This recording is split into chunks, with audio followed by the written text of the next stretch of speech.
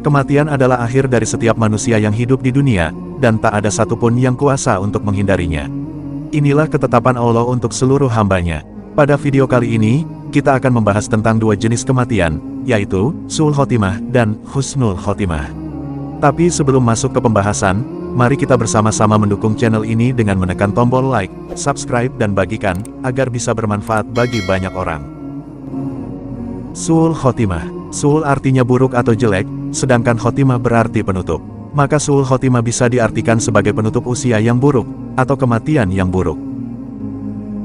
Syekh Abdullah bin Alawi Al-Haddad dalam karyanya, Nasyaihu Ad-Diniyah, menjelaskan beberapa hal yang sering menjadi sebab seseorang memungkasi kehidupan di dunia dengan keburukan Su'ul Khatimah.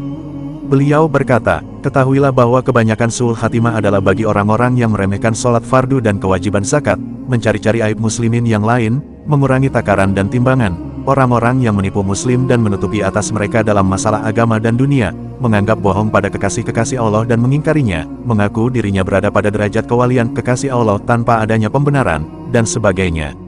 Beliau menyebutkan bahwa hal-hal tersebutlah yang akan menjadi penyebab kematian Su'ul Khotimah.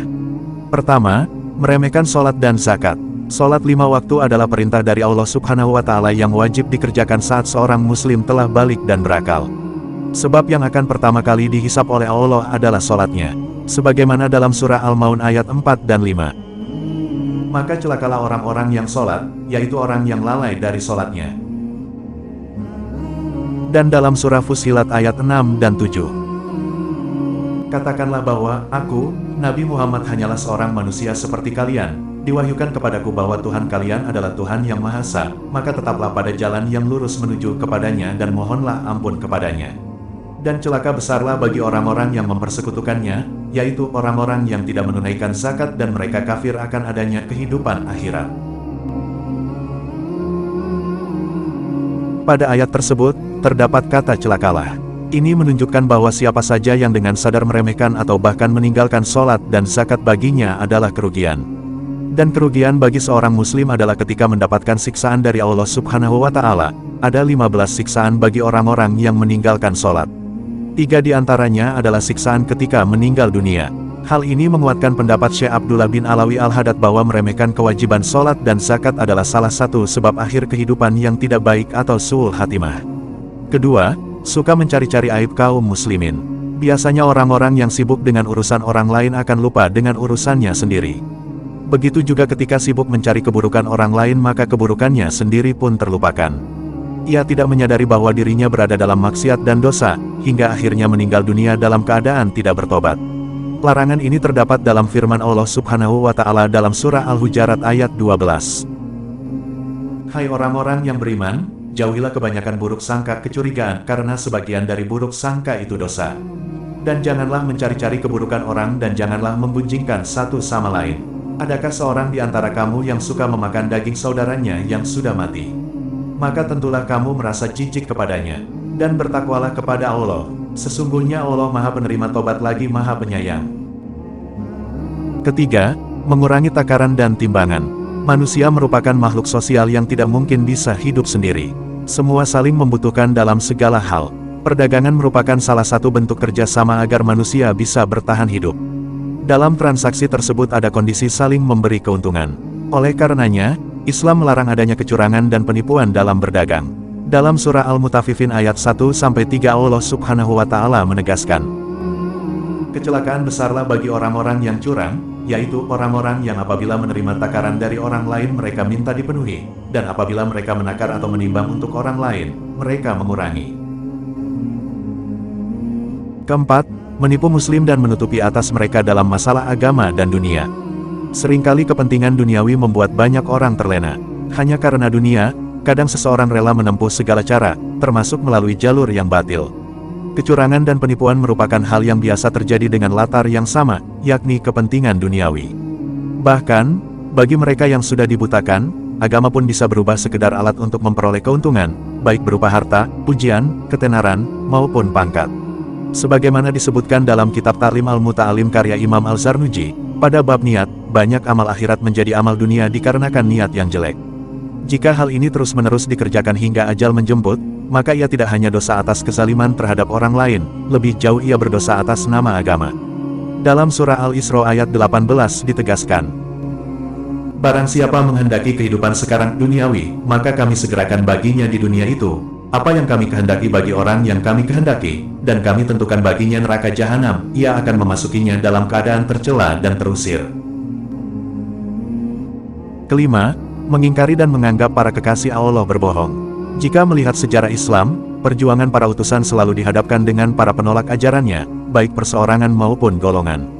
Hal ini tidak berhenti di zaman Rasul, sahabat, tabi'in, hingga para ulama kekasih Allah yang datang belakangan. Hingga saat ini tantangan demi tantangan silih berganti terjadi pada pejuang di jalan Allah, mulai dari tingkat kepercayaan, fitnah, iri, dengki, sampai pada penolakan dan perlawanan. Orang yang mengingkari utusan Allah berarti ia menyakitinya. Siapa yang menyakiti utusan Allah sama juga ia menyakiti Allah Subhanahu wa Ta'ala. Maka laknat Allah lah yang lebih pantas untuk mereka. Hal ini telah ditegaskan oleh Allah dalam surah Al-Ahzab ayat 57 dan 58. Sesungguhnya orang-orang yang menyakiti Allah dan Rasul-Nya, Allah akan melaknatinya di dunia dan akhirat, dan menyediakan baginya siksa yang menghinakan, dan orang-orang yang menyakiti orang-orang yang mukmin dan mukminat tanpa kesalahan yang mereka perbuat. Maka sesungguhnya mereka telah memikul kebohongan dan dosa yang nyata. Semoga kita dijaga oleh Allah akan hal ini, dan semoga kita semua dijauhkan dari su'ul khotimah. Husnul khotimah. Jika dalam segi bahasa, maka ia berarti akhir yang baik. Kalimat husnul khotimah memiliki makna yang sangat dalam bagi umat Islam, karena kematian menjadi akhir kehidupan di dunia dan menjadi awal kehidupan di akhirat nanti. Setiap muslim pasti menginginkan meninggal dalam keadaan yang baik dan diridai oleh Allah Subhanahu wa Ta'ala. Karena ada banyak sekali keutamaan jika seorang muslim meninggal dalam keadaan husnul khotimah dan beragama Islam yang sempurna, maka itu menjadi bukti takwa seorang hamba kepada Allah. Seperti firman Allah dalam surah Al-Imran ayat 102. Wahai orang-orang yang beriman, bertakwalah kepada Allah dengan sebenar-benar takwa, dan janganlah kalian mati melainkan dalam keadaan muslim. Kita seringkali salah dalam menyebut kata ini, oleh karena itu pelafazan kalimat ini harus kita perhatikan baik-baik. Husnul dalam bahasa Arab berarti hina, maka ketika dilafazkan, maka husnul khotimah berarti akhir yang hina atau kematian yang hina. Sedangkan yang kita maksud saat ini adalah husnul khotimah, atau kematian yang baik, atau kematian yang diridhoi oleh Allah. Tanda husnul khatimah, yang hanya diketahui hamba yang mengalaminya, yaitu diterimanya kabar gembira saat sakaratul maut, berupa ridho Allah sebagai anugerahnya. Allah Subhanahu wa Ta'ala berfirman dalam surah Fussilat ayat 30. Sesungguhnya orang-orang yang mengatakan, Rob kami ialah Allah, kemudian mereka meneguhkan pendirian mereka, maka malaikat akan turun kepada mereka dengan mengatakan, janganlah kamu merasa takut dan janganlah kamu merasa sedih, dan bergembiralah kamu dengan memperoleh surga yang telah dijanjikan Allah kepadamu. Berikut ini, ada beberapa tanda-tanda orang yang meninggal dalam keadaan husnul khotimah. Pertama, meninggal dengan bersyahadat. Kedua, meninggal dengan kening yang berkeringat. Ketiga, kematian di malam Jumat atau hari Jumat. Sebagaimana hadis yang diriwayatkan oleh At-Tirmizi dan Ahmad, tidaklah seorang muslim meninggal pada hari Jumat atau malam Jumat, melainkan Allah akan menjaganya dari fitnah siksa kubur. Keempat, syahid di jalan Allah, atau meninggal dalam perjalanan jihad, atau meninggal karena penyakit taun atau pes, atau orang yang meninggal karena sakit perut, dan orang yang meninggal karena tenggelam. Hal ini dikuatkan oleh hadis yang diriwayatkan oleh Imam Muslim bahwa Rasulullah Shallallahu Alaihi Wasallam bersabda, siapakah orang yang syahid menurut kalian? Para sahabat menjawab, orang yang terbunuh di jalan Allah, maka ia syahid. Rasulullah bersabda, kalau begitu, orang yang mati syahid dari umatku sedikit. Mereka bertanya, kalau begitu, siapa wahai Rasulullah? Beliau menjawab, orang yang terbunuh di jalan Allah, ia syahid. Orang yang mati di jalan Allah, maka ia syahid. Orang yang mati karena sakit taun, maka ia syahid. Barang siapa yang mati karena sakit perut, maka ia syahid. Dan orang yang mati tenggelam adalah syahid. Kelima, meninggal karena tertimpa reruntuhan. Hal ini juga dikuatkan dengan sebuah hadis yang diriwayatkan oleh Imam Bukhari dan Muslim. Orang yang mati syahid ada 5, yaitu orang yang mati terkena penyakit taun, sakit perut, orang yang tenggelam, orang yang terkena reruntuhan dan orang yang syahid di jalan Allah. Keenam, wanita yang meninggal dalam keadaan hamil, atau saat sedang melahirkan. Dalam hadis yang diriwayatkan oleh Imam Ahmad dari Ubadah bin As-Samit radhiyallahu anhu. Dan wanita yang dibunuh anaknya karena melahirkan, masuk golongan syahid. dan anak itu akan menariknya dengan tali pusarnya ke surga. Kita tentunya sangat menginginkan meninggal dalam keadaan husnul khotimah. Taat kepada Allah secara konsisten adalah faktor penting dalam hal ini.